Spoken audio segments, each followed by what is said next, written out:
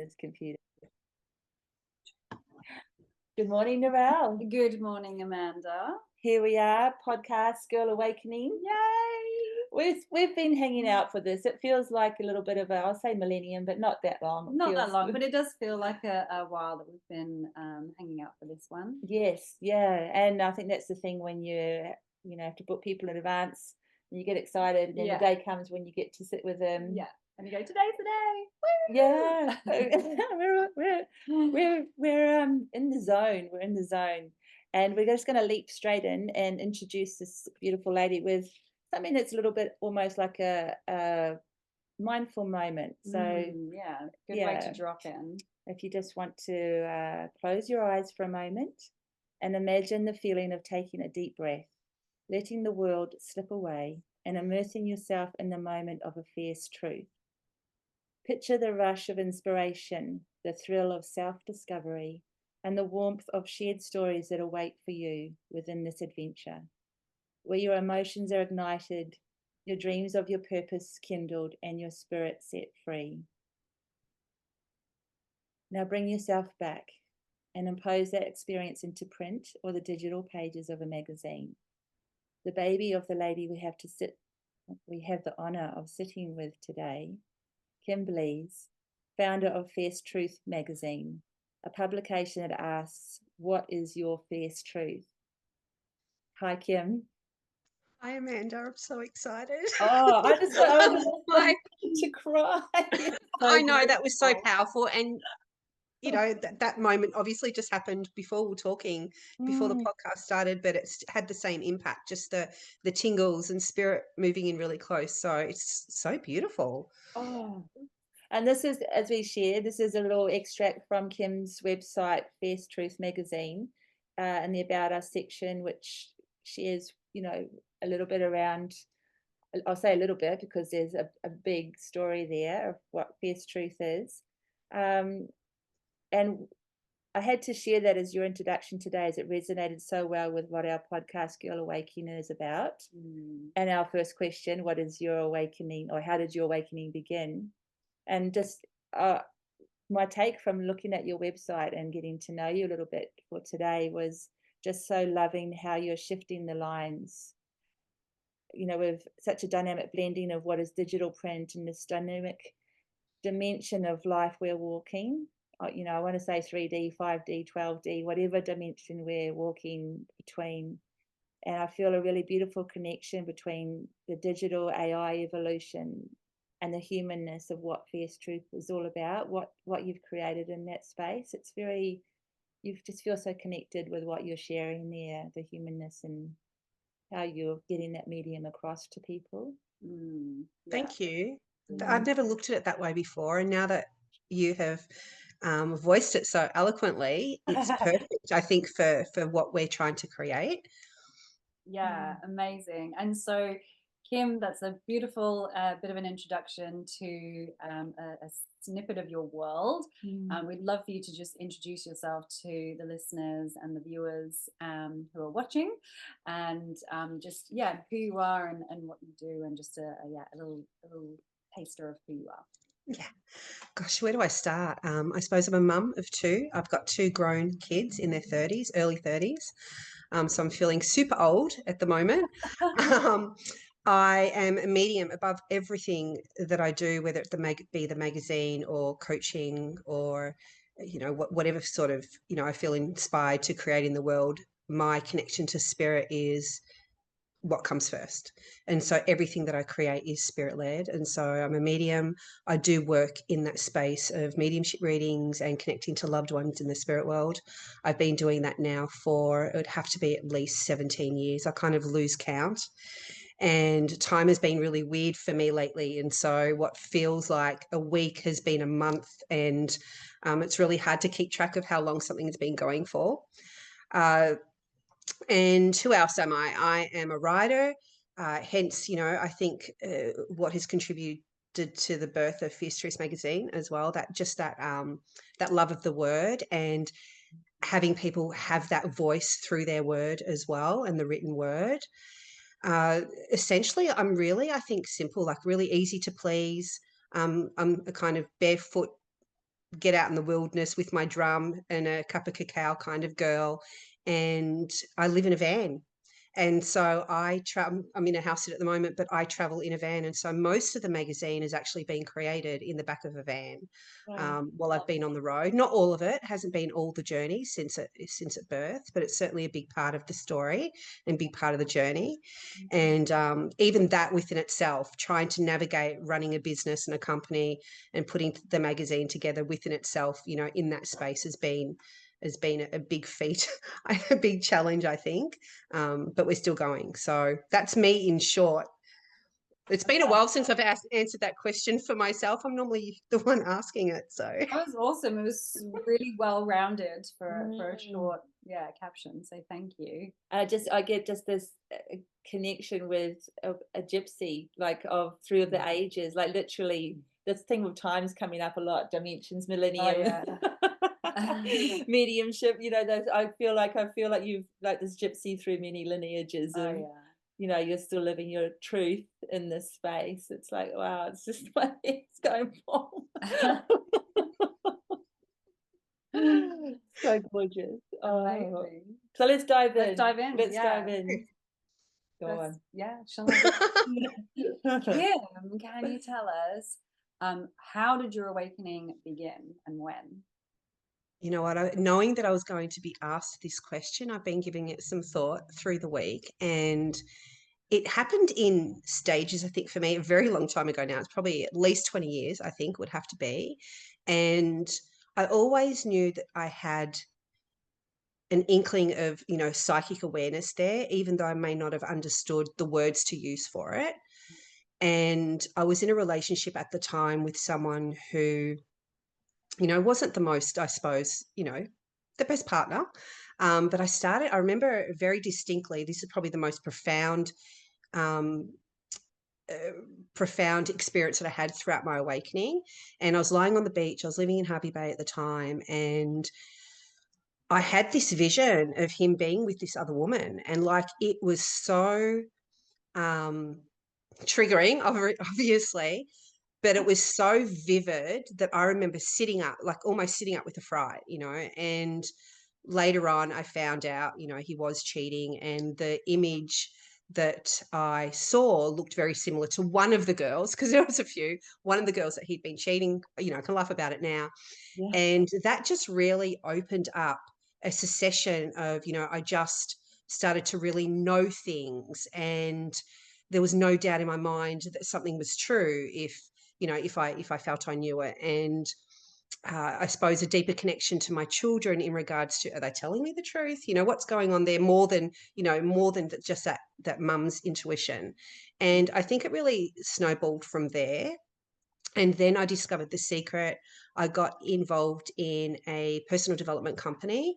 And that's when I really started to look at the principles around not so much spirituality, because that was still not a word that was really in my language back then, but just the connection to ourselves, and starting to really understand that we are more than what we see in the mirror, and that there's a whole world that we can't see out there as well. And so I think that those, and that happened in the space of probably 6 months, 12 months, those two sort of ins into my spiritual awakening. And it's just been nonstop since then. Then I kind of left Hervey Bay, found spirit, and, haven't looked back since.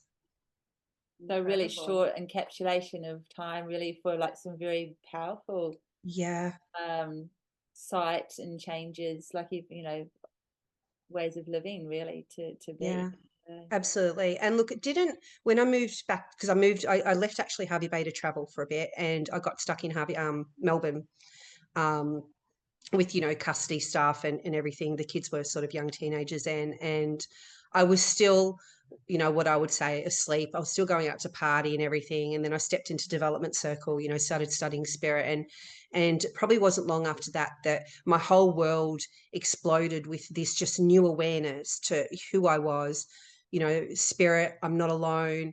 That we have chakras, auras, like all of the above. But there was still probably a time frame of maybe 6 months between leaving Harvey Bay to sort of really stepping into the fullness of that. Yep, I'm awake. So there was What probably 18 months. Pardon?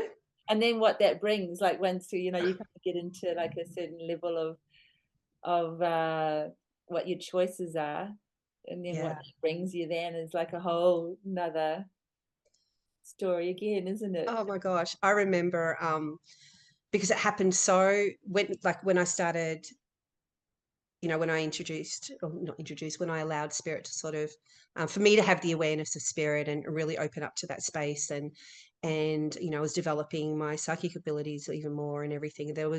So everything changed, like my belief system, how I saw myself, how I saw the world instantly. And after that kind of prelude of all those other experiences, and I remember it happened so quickly, my kids thought that I'd joined a cult. They were really worried about me because suddenly I'm talking about spirit and seeing things and going and working at festivals, and I remember them and my sister, I think, for a little bit, and it was short-lived because they understood eventually, but they thought that I joined a cult and there was something wrong with me, and I hadn't. But because we'd come from that place of having absolutely no awareness at all, being super 3D asleep, to this sudden invigoration of spirit, and that completely transformed my life. There's a distinct black and white between the two worlds that I walked. Amazing. And I'm curious, well, I'm being guided really to ask this question about what spirit means for you. Like if you were to translate that for someone who's like, what is spirit? What is your answer to that? Yeah. Well, first, and I answer this often in my workshop, so I'm sort of used to answering this, but it always changes as well, because when I open my mouth, because I'm so spirit-led, it's them. Yeah. First and foremost, we have our loved ones in the spirit world. So, that's I won't say obvious, because some people don't obviously have that understanding. And then we have our spirit team. But when I talk about spirit as that generalization, I'm talking about all human, not human, human too, but all consciousness without a physical body. And so whether that's our Palladian friends, whether that's our spirit team, our ancestors in spirit, our Native Americans in spirit, all manner of consciousness without that physical form. Yeah. And so when I'm in communication with spirit, which is sort of every day, they're just a part of my world, I'm either talking to my spirit team or just talking to spirit as that collective. Mm-hmm. Yeah, totally makes sense. That's almost like a community, if you want to put it that way. Yeah. And I've got comedians that live in my head. We'd like to see some of those come through. I think they're funny buggers. They do have such a great sense of humor, right? Because they're not weighed down by the density of the physical body, and like the emotions and all the things that we feel. So they're just levity, just pure lightness and levity, right? And so I do find that spirit is quite cheeky and has just a great sense of humor. Yeah, absolutely. And I love it. And I, when you were talking, I remember when I think back to when I was a young mum. My kids were really young, and they'd go to do something, and it was going to be a disaster, but a funny disaster. You know what I mean? So you're kind of giggling and expecting the worst at the same time. And that always reminds me of spirit, because they're watching us. They've only got so much, no control over our free will at all, really, and they can see when we're going to create a disaster for ourselves. And sometimes that's funny, so, well, I laugh anyway. Like, I'm the friend who, if you said that your whole life was falling apart, I'd be like, yeah, awesome. What's happening? So chance to rebuild it. Yeah, exactly. How you want. Yeah, 100%. Yeah, so good. Well, so when did you our next question is, when did you first notice a shift in your thoughts around the world? So I guess, is that kind of tied back into your awakening before, or is there like a different dynamic? I believe so. I think it was I think it would have been when I discovered The Secret, and I read The Secret and I watched the movie, and that really introduced the whole concept of, you know, us being more capable of more, you know, manifestation, you know, all of that. And I think that that definitely would have been that time frame that I started viewing the world differently. Like even when I'd go for my morning walks, even visually, like everything was greener. You know, I think that around that time I started meditating as well, and so everything was so much more vibrant. It just felt alive, whereas opposed to most of the time it's so easy to walk through life, you know, asleep, and everything is just dull. And so there was a definite, because I remember the moment still where I looked up at a tree, I think that I'd walked past, and it was just so green and so alive. And that was probably the first time it's like, wow, here's this world that I never thought, you know, existed. Yeah, because you don't realize it's dull until you have the contrast, right? Until you see what it really is. And then it's like, wow, it's like this the whole time, but I couldn't see it. And And do you think that, just listening to you share around that, do you feel like that's like a change in frequency for self in the connection to spirit, as much like the resonating with the frequency of what is around us? Like, Yeah, I do you think so. Yeah, I think that's a really good way to put it. Mhm. And at that time, that was when I was, you know, that time I just explained, I was still in Harvey Bay. So spirit hadn't stepped into my life. Well, I didn't know that they were there. They were obviously still there, but um, I was certainly tapped more into my psychic abilities and being more mindful. So I'd started practicing mindfulness, and you know, which naturally raises your frequency. And so how could that not be what it is then? Yeah. And we're seeing, I suppose, you know, just the high frequency and interacting with the high frequency of the trees and, you know, everything else around us as well. Like that makes sense for me. Beautiful. Yeah, I love that. And every time you refer to The Secret, like I haven't thought about that for a little while. And oh my God, that was like a little atomic bomb going off when that came out, wasn't it? Because like the group of people that were involved in sharing that information and the film, and then the subsequent videos that came out, like Down the Rabbit Hole and all that sort of thing, was just like such a powerful group of people. And they're all pretty much doing such incredible work in the world today now. But a lot of it opened up a Pandora's box, didn't it, for a lot of people? Like how you talk about it in a very fortifying way, what The Secret opened up in you. But did you, when you talked to different people around The Secret, was it something like you said you stepped into a circle of self-development and growth from encountering The Secret? No, that completely two different things. And so, I suppose in a way I got involved in, I can't even remember the company's name now. I got involved in a company, um, gosh, I honestly can't remember the name, but it was essentially a, you know, MLM, personal development, company. You know, you buy their product, join their business, then you get their, you know, then you get people to, you know, join up after you and everything. And so personal development was a big part of that. And The Secret was a big part of that. And so their teachings really resonated strongly with The Secret. And so that happened. And then stepping into a circle of a psychic development circle, essentially, you know, that just amplified it. And all of Spirit's teachings are in alignment with, you know, teachings, you know, around, or that would be similar to The Secret for sure. Yeah.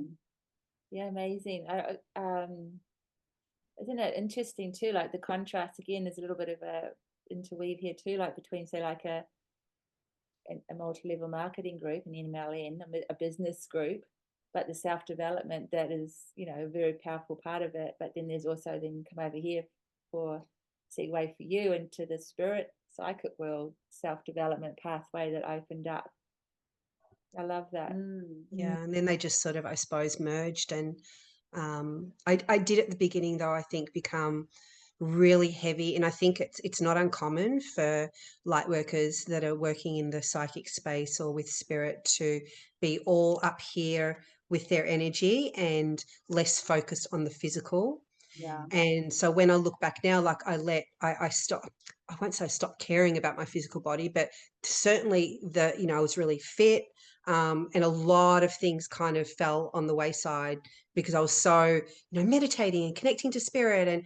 And so what I learned through, and so I picked up personal development again, like it's still a form of personal development, working spirit, obviously, but I wasn't until I started studying to be a coach that I think that the essence of personal development and self-inquiry, really came back into my life, and I was able to deepen that connection to myself even more and realize that I needed both. You need to, yes, have that connection to the spirit world and be able to, raise your vibration and everything, but you also need that balance of, working with what is here in the physical as well, and all your belief systems and your programming. And, I've got a lot of trauma in my life. And so I think that healing that trauma consciously came in a little bit later than looking back now than I would have liked. But, we know that everything happens at the right time as well. I'm not sure if that answered your question. Yeah, I go on tangents, did Narelle? Did she warn you? We're all about a tangent. I think one of my questions is 3 or 4 usually rolled into one. So it's like pick the part that really you want to start with. No, a tangent is always good because it, it's kind of like it's like a little treasure hunt. Something usually pops up that no one's expecting, and it's always just perfect. So yeah, it's great. And so what kinds of things throughout this journey have happened to you or for you that sort of stand out the most, would you say? If we're talking on what deepened, I suppose, my awakening, and there was 3 specific journeys I think that I've taken that have really deepened that, aside from, the ongoing personal development and self-inquiry and spirit. And those 3 things were going to Peru to sit with ayahuasca, walking the Camino. So I walked 800 kilometers across Spain. And what was the other one? And oh gosh, what was it? The dancing Uro retreat I went to. And so that was a 10 days or whatever it was, 10 days or whatever, of essentially being naked with other women and getting triggered every day and rebuilt, every day for that time frame. And so that was a very like really getting to those deeper layers of the healing that I needed. But they all brought healing. They all brought, just that deeper connection to myself, which, just naturally raises your vibration and, puts you into that deeper connection with the spirit world anyway, because you are spirit, so when you're doing the work and clearing all the garbage, we will naturally just build that connection with our own spirit as well. Yeah, totally. Like just letting go of anything that's in the way of that deeper connection. Yeah. So I think that they're probably the 3 things that I often mention in regards to what took my spiritual development, my human development, everything, to that next level. Each of them did. And then, there's other small things probably. I could go on forever, really. I love the way that you brought in the triggering as a growth process, and looking at like the ayahuasca as like, like speaking with the mother, interdimensional, kind of the higher consciousness, and the Camino is a very physical experience of the walking of the trail, and then the Eros experience, again, it's community and the whole divine feminine, and there's nowhere to hide in either of those spaces, is there? No, and I love putting myself in those situations. Yeah. And the more triggering, the more growth because it just equals growth for me, that opportunity to be triggered and to have to bring the self-awareness to it. Yeah. You know, not to just be triggered and then, you know, be so reactive and step into that reactive space and not grow from it. And so most things that happen in my life, I might be caught in the moment of getting triggered. But most of the time I can catch it either in the moment or shortly after, and just really, you know, go into that space of self-inquiry and dig deeper to what the core issue is. And it's never or rarely about what happened. You know, it's always triggered something deeper in me that needs to be healed. That doesn't condone, you know, if someone's just done something that, you know, their behavior shouldn't be condoned, obviously, but just having that chance, still using it still as a healing tool. Yeah. And so I'm a big believer of just throwing myself in the fire and then just you know, healing from it. Seeing what's, you know, Seeing what comes up. Yeah. Yeah. It's a day of beautiful synchronicities. I was talking with a beautiful friend this morning, and we're talking around the process of healing from traumas and us and the experiences that raise a trigger. And they were sharing that they always ask, you know, what have I done in this experience? What is in it for me? You know, how am I sitting in this space? And, you know, what's the contribution that I've put for this to happen?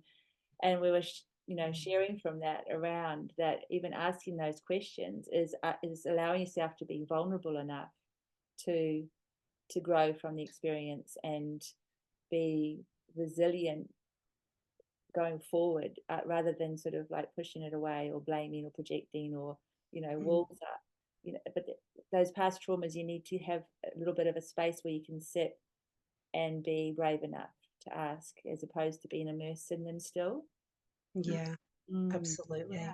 They're always our gifts, right? You know, if we're willing to look and be open and to feel the discomfort of it and move through it, such a gift. You just become lighter and brighter, because it's gonna hang around regardless. So you may as well face it and offload it. Otherwise, you're just carrying it in your backpack of shit for life. Yeah, exactly, which I did for so many years. And, you know, I feel lighter.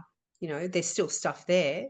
And so I've still been, you know, while trying to I took myself in, you know, what am I even trying to say? Took myself on an even deeper healing journey the last probably 18 months. And so there's still stuff there that I'm unraveling, and it's just beautiful. But it's also been very challenging too, you know, especially when you need to still run a business and, you know, be a human out in the world. Yeah. Show up. Show up. Yeah. Yeah. Yeah, I like to hide. I've been a real recluse. I'm still in the cocoon at the moment of transformation, I think, with the company, you know, the magazine and then myself too. And so, but I'm just getting, and this is kind of a part of, you know, even just being here today is a part of that, you know, I'm coming to the end of that cycle of being in that cocoon. I love it. Cocoon. You're going to say goose, which is also a little cradly thing. Is it really? Well, there you go. See? Oh, that's it's beautiful. really beautiful. So in that process then, what have you decided to change, if anything? Like, is it the physical? You were talking before about the physical. Yeah, I've had a lot of, probably for the last 4 years, probably the last 8 years, I've had a lot of health problems come up. And I got sick maybe about 8 years ago for 2 years, 8-9 years ago for a couple of years. And my career as a medium, like, I really had to take that step back and limit how much I work and everything. And like, my energy's never recouped to what it used to be. And so that, and other health problems like my back and my hips and everything. And so that has been a real driver for me to, like, I want to grow old strong. Yeah. You know, I turned 53 a couple of days ago. 53, I think. You lose track. And like, I want to grow old strong. You know, I still want to be. I've got beautiful friends that are in their, I think they're mid-70s, and they're some of the fittest, coolest people I know. You know, because their health comes first. And so the thing that I really needed, because I'm so work focused, like, it's ridiculous, and I needed to change what my daily routine looked like. I needed to not check my emails first thing, because then it just like leads me down a wormhole of work. I need to get up and move and eat and do all the things that really bring that health into my life. And so that's been one of the biggest things I've needed to change this year, or I've been focused on changing this year, because we can't, spirit want us to be the best vehicle, for our spirit, in order to carry out our purpose. And if we don't have our health, we the energy that we have is going to be limited. And I let that fall away for a while, because I was so work.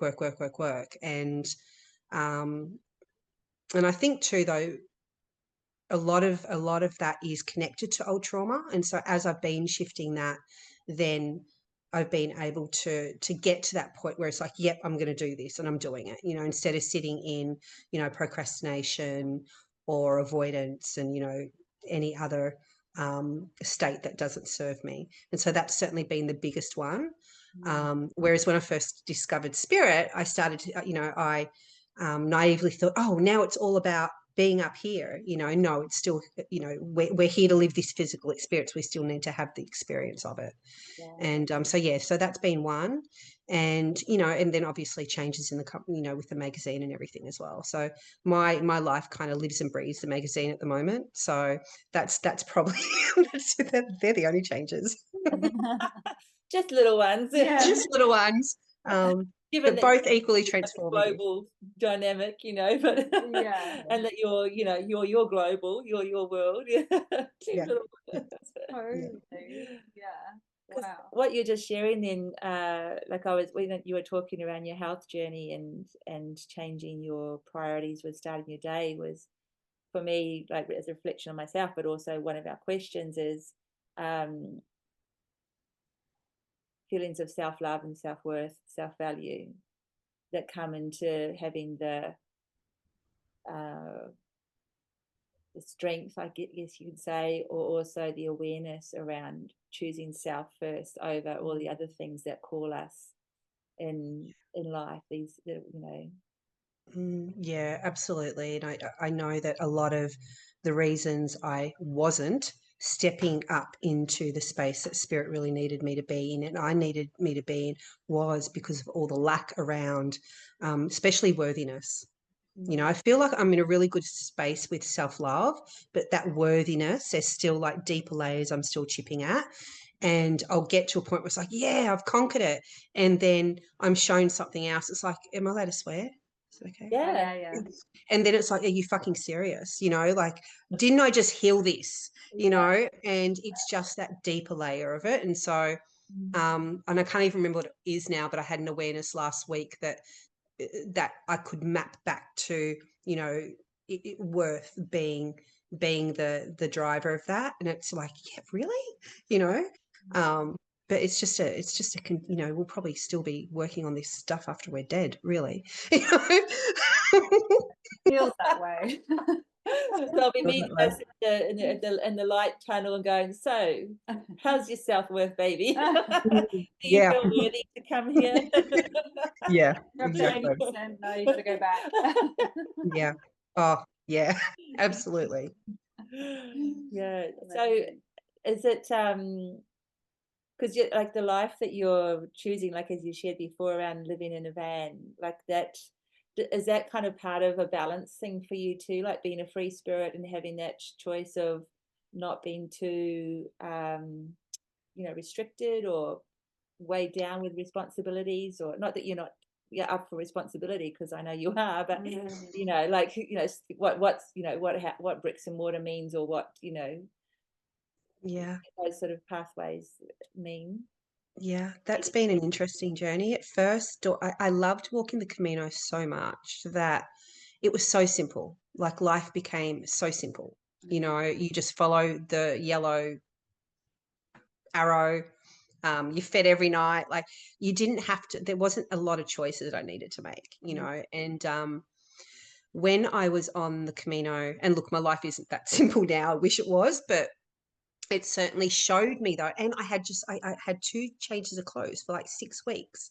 You know what I mean? So it showed me that I didn't need all the stuff to be happy. So that was one part of it. And I really started to, because I've always wanted to travel, but I always thought that travel would be, you know, overseas predominantly. You know, I wanted to get, you know, and so seeing Australia at the time didn't really hold a lot of interest for me.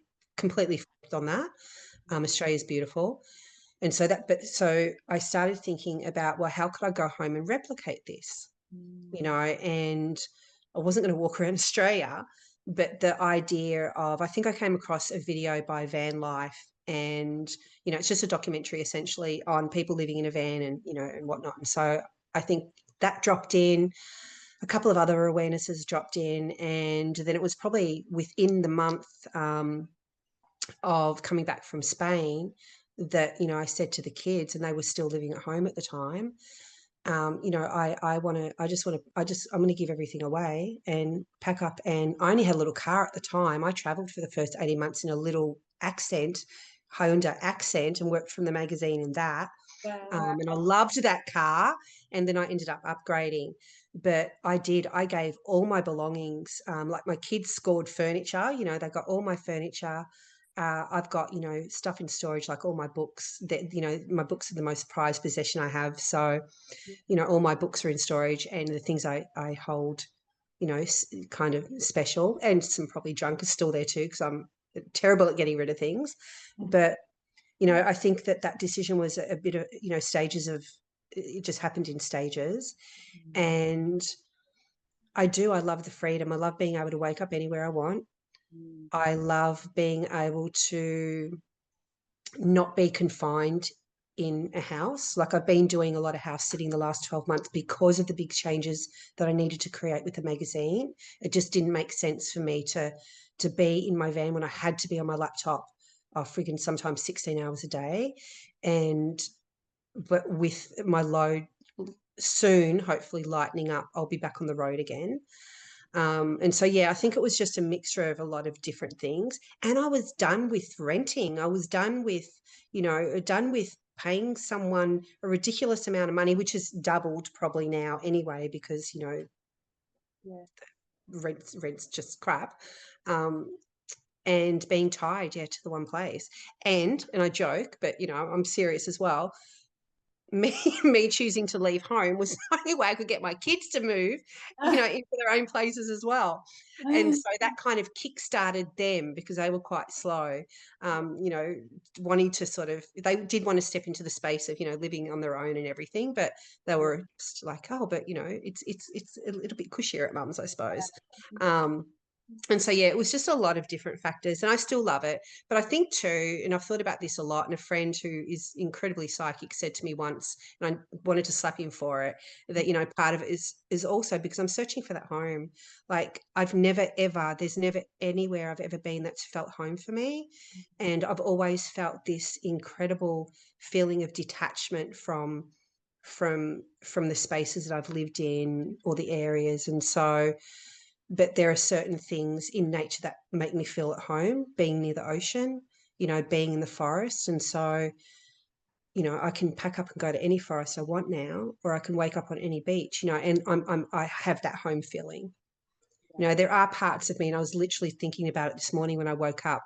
I am, you know, am I getting to the point where do I want another home over my head? You know, so I don't think the time is yet.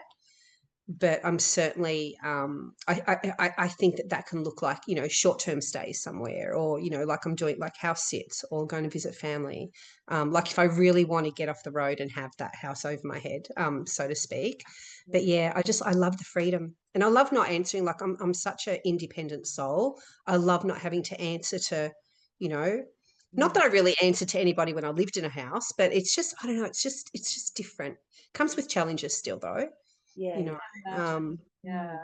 you know, and I'm a creative, so I've always had a studio set up and a studio to see clients from, and I struggle not having those things. Not the clients so much, because everything's virtual now, but I struggle with not having a jewelry desk set up. I struggle with not having an easel set up, you know, and so I've had to really, I suppose, rework how I create, and so that just looks differently. I can't, you know, I can still create. It just looks differently. But yeah, I definitely miss Pardon? Always a way. It's just like finding it. That's There's part of always a way. it as well. Always a way. Yeah, it's so cool.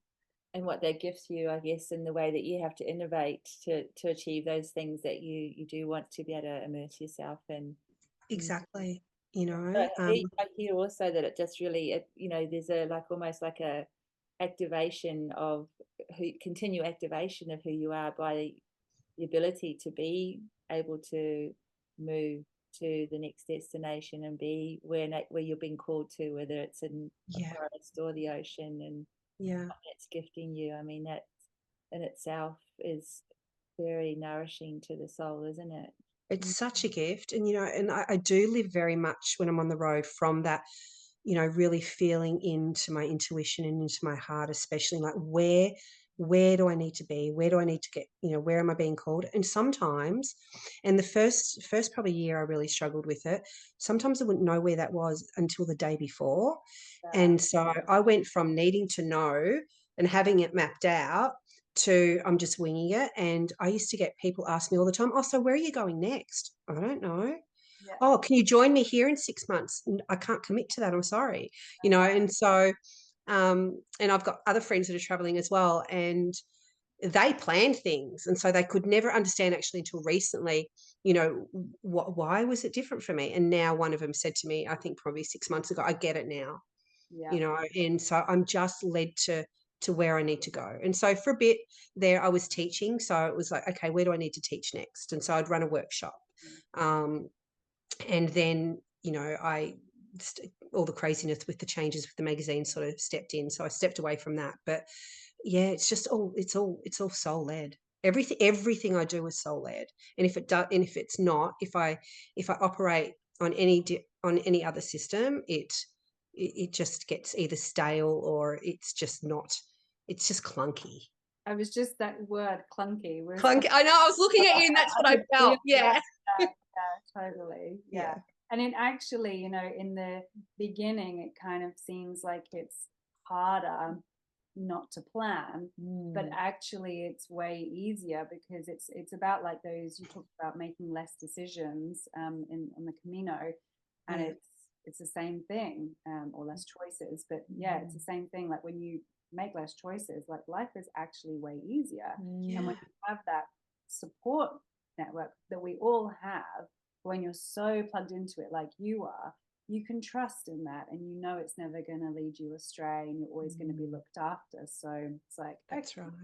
Yeah, exactly. And there's been some beautiful experiences that have opened up on the road simply because I followed my I stopped at that cafe just at the right time, and ended up working. And I was with friends at the time, but we were meant to do a whole completely different day, and we ended up at this place through I can't even remember what happened at the time, and I ended up working there, doing readings there every weekend. We all did for probably a couple of months, and that was such a beautiful soul nourishing experience.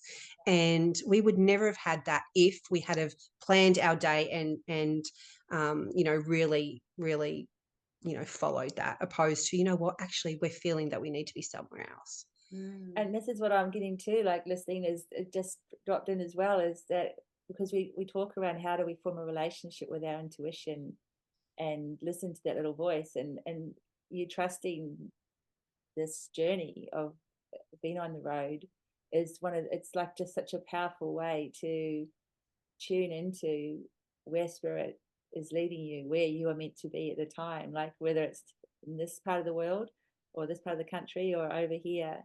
It's such a powerful way to hone your skills. Absolutely. And look, I won't lie, there are things, they're like, do this, and I'm don't. Naughty girl. There's many things that I don't listen to. But that's just that spirit is saying that's just pure laziness, and too, like I was I'm a trance medium as well, and I haven't tranced for a long time. And so I remember when I was before I was due to leave Melbourne, spirit like, you have to sit in trance every night. And I didn't. Like I was just like, eventually I will, and I still haven't. And they're still pushing on it, and so I will start stepping back into that space. But like little things like that, like sit with Rape, it's like, but I don't want to, so I resist it, and so I'm certainly not an A+ student. And I probably never have been, so that's kind of just probably my thing. And so I think it's really good for everyone to hear that and be like, oh, okay, so if I'm stepping into listening to my intuition, to listening to spirit, to being guided, it doesn't mean that I have to be completely perfect all the time. And what does that look like? What's that mean? And I think that's just a really beautiful example of someone who's so connected, so in the work, really doing fantastic things in the world, and is still human. And is still Thank human. goodness. Absolutely. And look, I love having a drink or going out and partying sometimes still, and it's very few and far between, but I still love just being human, and having the human experience, like the really baseline human experiences, and then the next time, the next day I might be having this really profound meditation with spirit, and so I love the diversity. Yeah. Well, my justification for the social occasions is like, I'm going back to the pagan days when we used to dance on the full moon. Yeah, oh my God, I love that. I'm going to use that one. Wine. And in reality, it's only the judgment that we have on ourselves that means anything anyway. So if we do everything with levity and freedom, and you were talking about your friends earlier who are in their 70s and fit and healthy and all the things, I would hazard a guess is to say that those people are just living life, like they're enjoying themselves, they're happy, and that's what gives them that strength and vitality. And sure, they might look after their bodies and all the things, but it's the energy by which you do these things with, right? Absolutely. Yeah. And I think that if you meet life with that energy, it's naturally going to, and look, I could be wrong, and there's no one size fits all, certainly, but I think it naturally, well, for me, naturally filters down, into self-care with your body, doing the right things, all of that. Like, I know when my energy is really good, when I'm not like weighed down. Like, it's been a really heavy year with the magazine, like just all the tech stuff, and so talk about, having this great connection from spirit, but it's also been a heavy year as well. So I've been really living that duality. But when I know that my connection's on fire, I'm doing all the things and like really meeting life with that invigoration, you naturally want to eat healthier. You naturally, spirit just says the lady who had pizza last night. Oh my gosh, I just love had to a good pizza. My birthday week, I gave myself 3 days. 3 days off. I love it. I completely lost track. I think a glass of red wine always goes with pizza. So. I'm with you. I'm with you. Definitely. And so what do? You've spoken about meditation and the nudges from spirit to sit with, in trance as a nightly thing. What do you do to support yourself to stay in the moment, to stay present? Certainly mindfulness, trying to be really conscious of my thoughts. Don't always get it right, especially when I'm in the thick of the magazine and it's heavy and, it's kind of really can be quite challenging to sort of lift myself out of that and be the perky, high vibe kind of medium. And so mindfulness, really catching those thoughts of, there's been a lot of doubt. I've been experiencing a lot of doubt around what I'm creating. And not because I don't know what's right. Yeah, that's a whole nother podcast. I think I could be here all day. So yeah, mindfulness, being really conscious of my thoughts, meditation, having that communication with spirit, always checking in with them, being aware of any answers that I might receive and being really open to what that might look like. What else? And movement. Movement used to be such a big part of my life, and then it kind of got left on the wayside. I still moved, but you're not getting a lot of movement when you strap to your laptop for a long duration of time. And so now it's come back into I've weaved it back into my routine as one of the things that maintains my vibration, and enhances my connection to spirit. There's nothing better than going for a long walk and just the downloads. It's like when I'm long driving, when I'm on the road, the downloads, like if I'm just on the road just for that reason and the communication with spirit that I have, then it's worth it. Yeah. And how do you Get that. capture those? Like, I'm kind of imagining like your conversation with spirit being almost like they're right there with you. Yeah, totally. Yeah. And do you have like a process of like, what's your process of capturing the download? Well, when I'm not arguing with them. I saw that wry smile. Yeah, I know. Yeah, we have words sometimes. No, I'll record it sometimes. So if I'm driving, I'll hit record on my, on whatever I've got handy, and write it. Like I love writing, so I'll write a lot of things. I forget things really easily, and so I try and write things down. But sometimes, obviously, if I'm driving or whatever, I can't.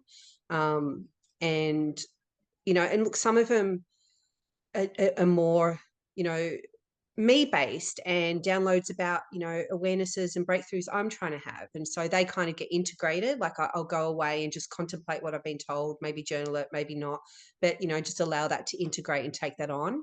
And if it's a doing thing, well, I sort of sit with it, see, how it's going to, how I can implement it and what that needs to look like. And stuff. So I suppose there's a few different ways that I So when you're do sharing it, I just hit a point too, like that with conversations with spirit.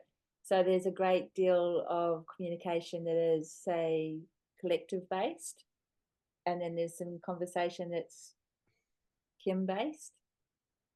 Yeah, like it'll still come from my team. Whatever. What the communication is there triggers for the communication that comes through? Obviously, perhaps that's a strong. Yeah, there's no, I think that suits for sure, that word. A lot of it, because they're here to help us with our life. They're here to, help us learn our lessons and everything. And so I think that the manner of communication will be different based on, I think, what phase I'm in as well. I'm not sure if that answers your question. And so because I'm really in that personal growth phase and smashing through some more, shadow work and getting healthy again, a lot of the communication has been about, hey, you do that because of this, or did you know that, this happens because of this? And so they're downloads that can kind of, you can, it's no different from someone saying that to you really, and you can kind of take away, and does it resonate? Where does it fit? How can I integrate it?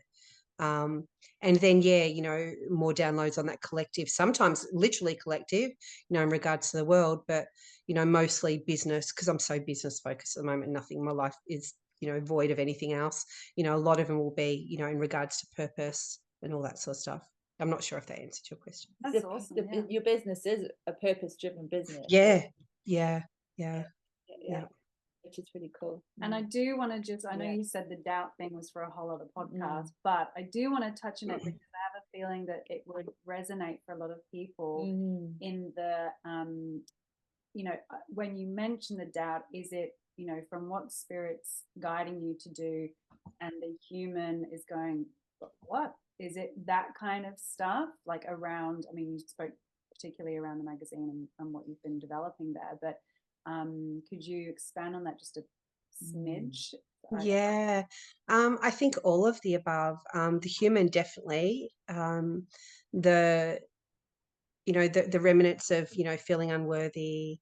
Like I've got an incredible amount of trauma in my life, and so I have gained a lot of ground in my healing over the last couple of years. But before that, I felt that I hadn't even touched the surface, and so. There's still a lot of doubt there, and I'm really resisting. So it's really, really funny because I'm saying this doing a podcast, but I'm really resisting being out there again and being seen. Like I have no interest in it, no interest. and I have no interest in being in social media. Have no and spirit, you got to share, you got to get on and do. I haven't done a live for age. I can't even remember the last time, and so there's doubt in that. And so I suppose some of that doubt's resistance, because it's like, I don't want to do that stuff. And so do I not want to do that stuff because I just love, because I've just got this resistance to social media because it's social media? Or do I not want to do that stuff because, I'm feeling lacking somehow? I'm feeling like I might be judged, or self-worthy issues, or whatever that is. And so, there's been a lot of stuff like that come up. And then too, it's been like, I've just built essentially probably, a $50,000 website for the magazine. Like, it's been an incredible endeavor. And like, I'm doing it all myself pretty much. And so there's doubt around, pardon? It blows me out every time I think about that, because it's just, it's such like, say, a work of art. Like, it really, really is. There's so much to it, and it's like a gift that keeps on giving. And especially to subscribers, it's just like, wow, the value in there is immense. And the infrastructure, it's seamless. I just Thank you. Created, because not only are you medium, coach, psychic, all the things, you're also a web developer and like website builder, and there's just so many strings to your bow, and I just think it's incredible. Thank you. And look, I love that stuff. I love it. I've always built my own websites, and so I love it. But it also gets a point where it's like, oh gosh, and I'm only techie so far. You know what I mean? So there's a point where it's like, this is just fucking with my head, And so, and we're not like, we launched the new platform. Oh gosh, what was it? Probably 2 months ago, but we've been really quiet about it because, it's been in beta. I want to make sure that everything runs smoothly. I still need to take on, because I need to hire like a tech guy. So I know if anyone has any problems, that's sorted. And I've been going super snail's pace. And gosh, I can't remember my original point. And so, so we haven't really been sharing it. Like, I haven't let our past contributors know or anything like that. That's where I was getting to. And so we still have a lot of growth to go. We've launched this, but still, like, we've got courses, like the education component coming. Like, I'm testing it out. I've got one of my courses up there now, and a couple of students in there to see how it goes and flows and fits and everything. We're going to have expert channels, and so people will be able to actually rent space on our website for them to share their whatevers. Like, we've got so much coming. And so, Narelle, when you said it's just a gift that keeps on giving, it's just literally going to keep on giving, and just these opening up these beautiful ways for people to be seen and heard and share their mission, and, also, from the reader perspective, have your life transformed. Not everyone has, I think back, and I'm not sure if you would know this about me, Amanda, I was in a violent relationship many years ago. Like, my kid's father was very violent. And I remember even back in those days when, whether it was, before I left or after, and I, didn't have the means or the funds to go and get support or see a counsellor or, whatever that looked like. And if there had been something like this that had existed, I think I would have felt led. I would have felt that I had some form of support, even though it might not have been to the extent that I needed at the time. And I feel that, and it's the word infinity just comes into what the potential of what you're offering is, and also the community aspect of what you're creating as well, like your spirit community, and again that intersection with your website, having the community for people here. But yes, that very, I think what I also really love around how people, what you're doing, Kim, is how you're making it so easy for people to find themselves. Like your I'm looking at the sentence that we took from your personal website. I empower awakening souls to ignite their purpose and take control of their destiny. And when and oh, it's making me and when you're in a situation where you're not in control, it's very hard to actually see that there's anything outside of your immediate situation there for you to step into. Yeah. So what you're creating is, powerful beyond what I think anyone can really measure at the moment. Yeah. Thank you. When you come from that, of your own integrity, of your own experience, and the trauma and things like that, which we all have our stories, and so there's so much resonance for people. And I feel like that's where like we said at the beginning, where the life force that's in your website actually reaches people, because you were sharing at the beginning that your website comes through spirit, and everything, you're guided by spirit and what your words are on the website, and you trust that. But they don't help you with the tech, but you have to do that. I know, I try. I think, and what you just said then, this is where the secret, the alchemy is that frequency in there that's coming through. And this is what I love around what's possible with AI and frequency and heart coherency. There's just this fucking awesome little magic spot, and I think you're sitting right in it with what you're doing. It's just thank you. That means a lot, and I really love getting those confirmations, because sometimes it's like, even the other day it was like, am I on task? Am I doing the right thing? Is this, and I think because we haven't really launched out into the world yet, I keep, and I think there's resistance there as well, because I've been going at a snail's pace.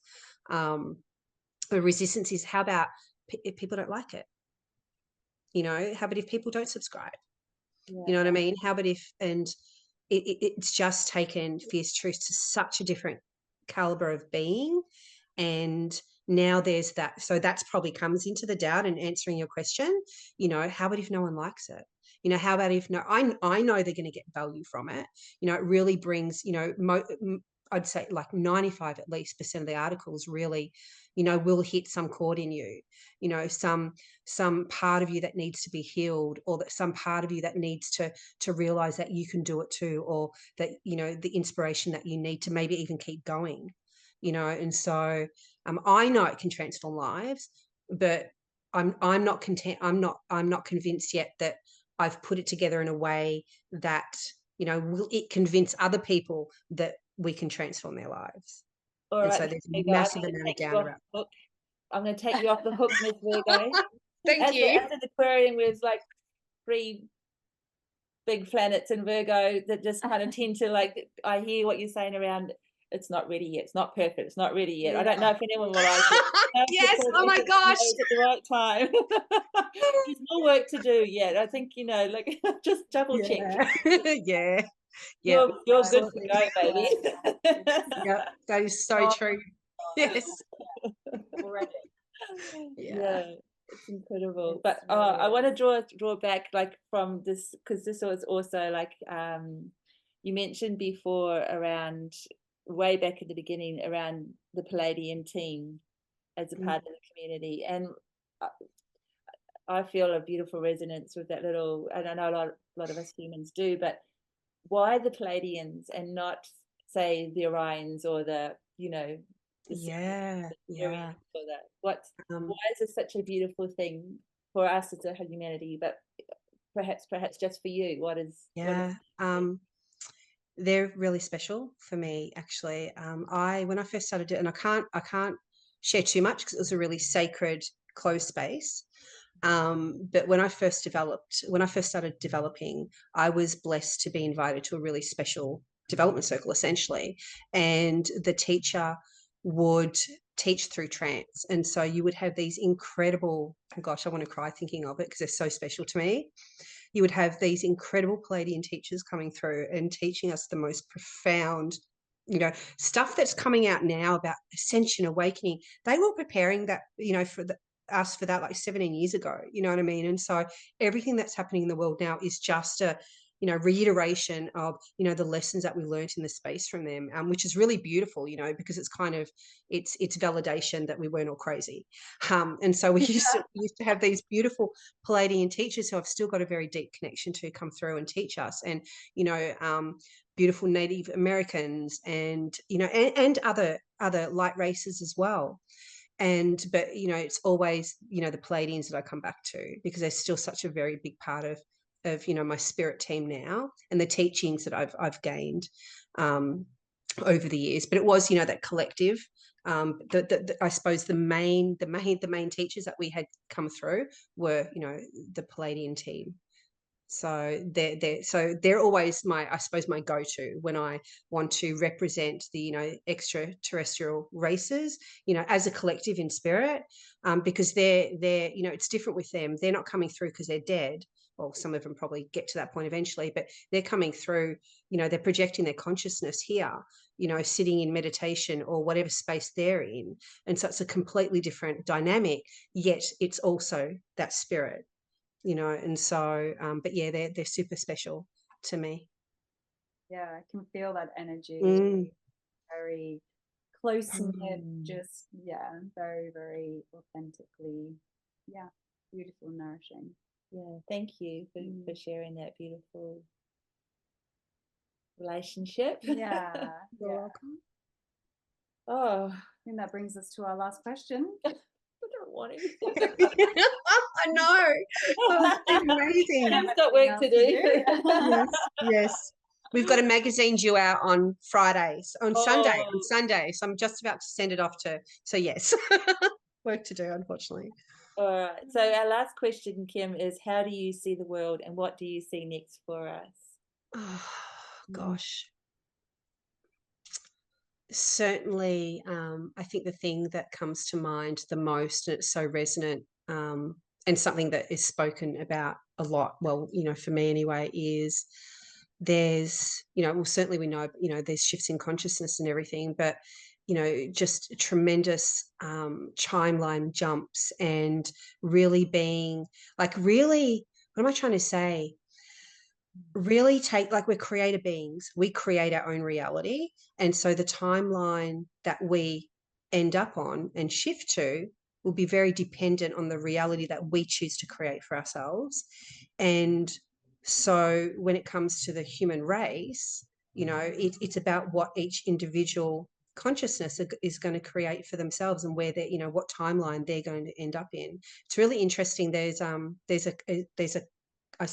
program I'm a part of at the moment. I'm not facilitating, I'm being facilitated too, but a question around, and I'm not going to get political, but a question around the politics came up, the US politics came up, and, you know, we were just asked to sit with it. And I didn't share it at the time, but what came through for me is that there's going to be an epic like branch in the timeline, and depending on where you are with your frequency and what you're manifesting will dictate what timeline and who you experience being president.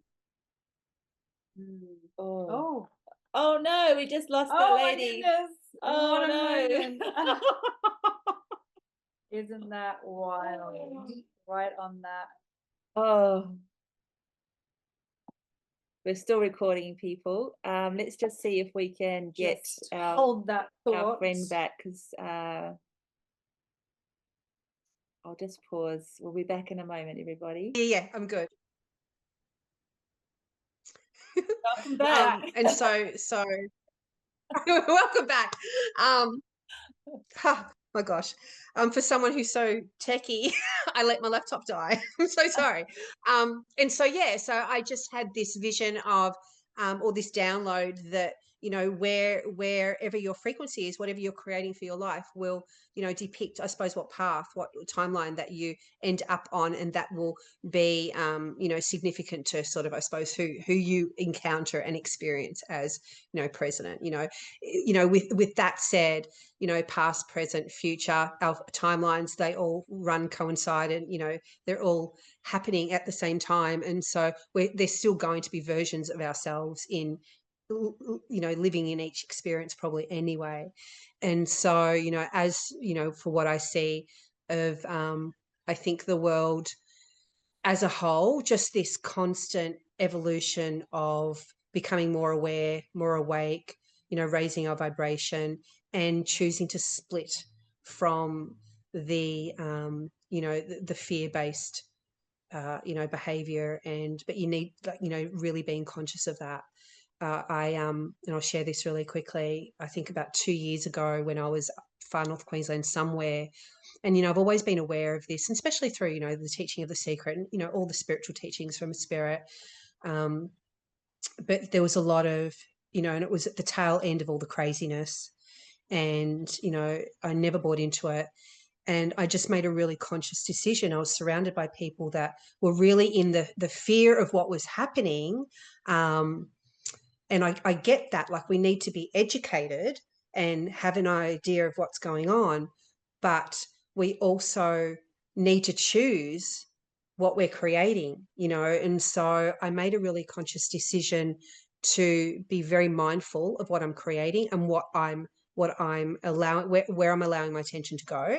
And that's where I see the world I'm choosing certainly to be a part of, shifting, that there is more conscious awareness around choosing, choosing right, choosing love, frequency opposed to fear-based story. And, the world shifting with that. That said, there will obviously need to be a lot of those fear stories and paradigms falling away, and we'll have an experience of that. But whether it's in our personal physical experience will be based on, my belief will be based on what we're creating for ourselves. 100%. Yeah. Yeah. And I think it's really great to bring awareness to those who might not realize that it is a choice. It's a conscious choice, and we get to choose it by every thought that we think and every action that we take all day, every day. And so, we're never at the mercy or the whim of the external. It's always about what we're choosing internally, and then that reflects in our external. Yeah. And, it doesn't mean that we're not going to have bad shit happen. People in our life are still going to pass away. We're still going to, have stuff happen that is resonant to what our soul needs to learn, but let's just have a better experience at life, in the meantime, as we're living and trying to navigate this, soul experience. And what I hear you just say then too is the realization that we have a say in this, that we have power, our own power in what we're creating, like, being the creative spirits. It's not happening to us. We're experiencing it through our choices. Yeah, absolutely. And we do have a choice. You will have such, if you wake up in a bad mood and allow that bad mood to take hold, and you're shitty all day, you will have such an incredibly different day than if you shift that bad mood straight away by putting on, I don't know, some music that you like that will help shift you, or maybe having a laugh with a friend, or doing something that can help shift you out of it if you can't do it yourself. Like, your days will look completely different. And for anyone that is, and that alone, and experiencing that alone, like, gives, it really cements the fact that we have choice. By changing your state, like, in choosing to, there are 2 different days that you can have an experience. And so I think that's kind of an easy experiment for people that don't get that to have. Just try it. If you wake up shitty, like, make the effort to get you to snap yourself out of it and see how your day is. And then maybe the next time don't, and then see how your day is. You've made that choice. Like, you've showed up for yourself, or you haven't. Yeah, 1,000%. And I want to ask one more question before we share something a bit special. And you've kind of come around, you've actually kind of alluded to it several times through sharing your awakening with us today, which has just been so beautiful. Is how did you come to the name Fierce Truth? Yeah. It was actually on that the Dancing Eros retreat that I told you about at the end, and it was so raw and so expansive. I have no words other than that. And at the end, we were given a stone, a crystal. I can't remember what it was now, but we were each asked to just, you know, place our hand in our heart and our womb, and for us to really, you know, sink into that deepness and take turns sharing whatever words came to us about ourselves. And I remember it so clearly. In my head, I was, oh, it's going to be spirit or soul or, you know, something spirit related. I was like sure of it. Anyway, I kind of just sunk into that space. And when it was I still get goosebumps, when it was my time to talk, what came out was fierce truth. Oh, wow. And so then when the magazine was created, you know, the experts that were writing for us at the time, we had kind of a meeting, because it was like, okay, I'm going to do this thing because I'm crazy. You know, we're still having kind of meetings at that time, and, you know, help me create a name. You know, they were all people that I really, really admire and trust. And we were talking, and there were a couple of other names I really loved as well that were soul and spirit based. But there are so many, you know, so many magazines. It's like, you know, spirit and soul, you know, and so really spoke about choosing something that was different. And then I spoke about that because that was on my mind as well. And as soon as I said it, you know, even when I sort of really sit with it, they just hold so much power. And so we changed it to fierce truths instead of fierce truth.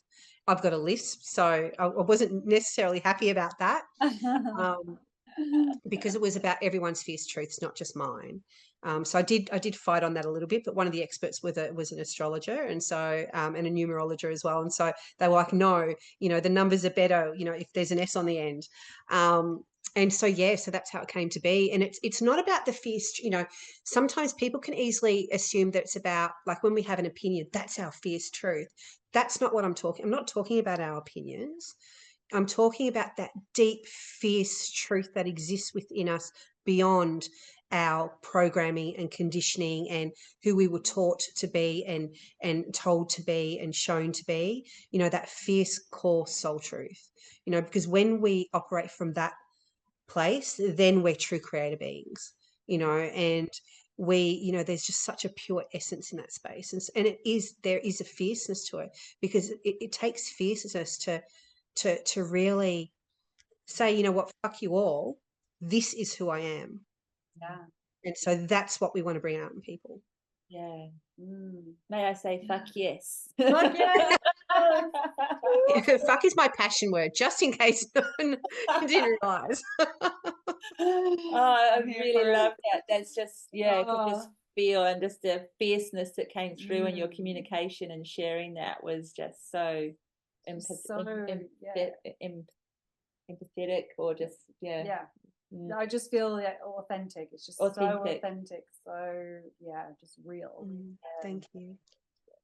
I have doubted the name many times, thinking, and even recently, oh my gosh, should I change it? Is it not spiritual enough? It's not who we are, you know. So, and I've never been a wishy-washy spiritual person, you know. It needs to be grounded in truth and essence and I think fire and fierceness as well. Perfect. Yeah. I think what for me, it's so many things it speaks of, but just, you know, what you alluded to before around being in love and coming from that space, is that being in love is not a wishy-washy space. It is the strongest. Hardcore. Yeah, it's hardcore. It's the strongest place to stand, or the hardest place to stand, but your true strength. There's so many aspects to it, and in fierce truths, you really are connected to what what you're sharing as the creator of fierce truths, but the purpose of your experience in that space. It's like, it's like you automatically open yourself to the experience of what you're immersing yourself in that platform. Yeah, I like that. Yeah. And Thank speaking of, you have something that you'd like to share with our listeners? Oh, yes. As a new launch special at the moment we're running on our new platform, we are giving, essentially, you get 12 months of premium content for half price. And so if you go to fiercetruthmagazine.com and it will be as plain as day. Go subscribe and enter in the code launch -love, and you can have 50% off your first 12 months.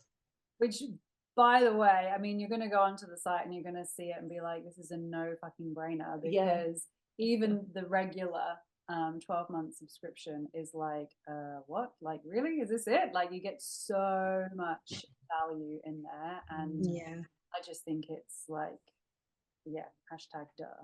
I same, you know, and it, and look, eventually, because the normal price will be like 111 a year, you know, 111 a year, and that will eventually go up as we build out, because, you know, eventually our premium, because you can either opt in for 24 hours, so, you know, just to get a taste of us, or you can subscribe monthly, which just gives you access to the magazine articles. But if you subscribe to the premium, which is, you know, the code that I just mentioned, you get, you know, meditations, you get, eventually there'll be mini spiritual teachings up there. There's journal prompts. You know, eventually there's going to be, you know, weekly, what are they called? Like events, Q&As with the experts. We'll get like a lot of the experts that contribute for us. You know, readers will be able to have Q&As with them. And so there is so much that's going to, you know, be under that premium, you know, all with the intent to help you grow, evolve, you know, change your life. But know that you can, because so many people are stuck in that space of thinking that they can't, that this is life. My life is shit. I can't move it. Well, you can. You know, you can change it. So we're here to help. So good. Thank you. Amazing. Thank you for all that you've shared today, Kim, and just watching you speaking, sharing yourself, like just the vitality, and I'll say the transformation in your energy and your face and everything is like, this is your calling, girl. Don't stop. Thank you. It's been a week of needing that confirmation, so I'm going to lap it up. I hear you. I mean, this lunar eclipse that we just had in Pisces, straight up, like all on your sun and everything like that, like just it's in your face to like deep soul awakening, and there's makes sense. No mistakes in timing, that we're all sitting today and just being together. I love it. Thank you. Oh, amazing. And it's been so amazing. Thank you so much for having me. It's been so much fun, you know, and I had shared this, you know, with like just the resistance of you know, doing the podcast, not because I didn't want to be with you girls. It's been amazing. But just the being seen, like I just want to be in the background creating now, you know, and so it's reminded me also how much I do love being in this space too. And so thank you. Thank you, darling. Thank you. We'll have all your links in the notes with the YouTube and with the podcast for people to follow up, and especially about that incredible gift of the subscription discount that you're offering. So yeah, thank you so much, Kim. Thank you. Bye. Figure out where the stop recording.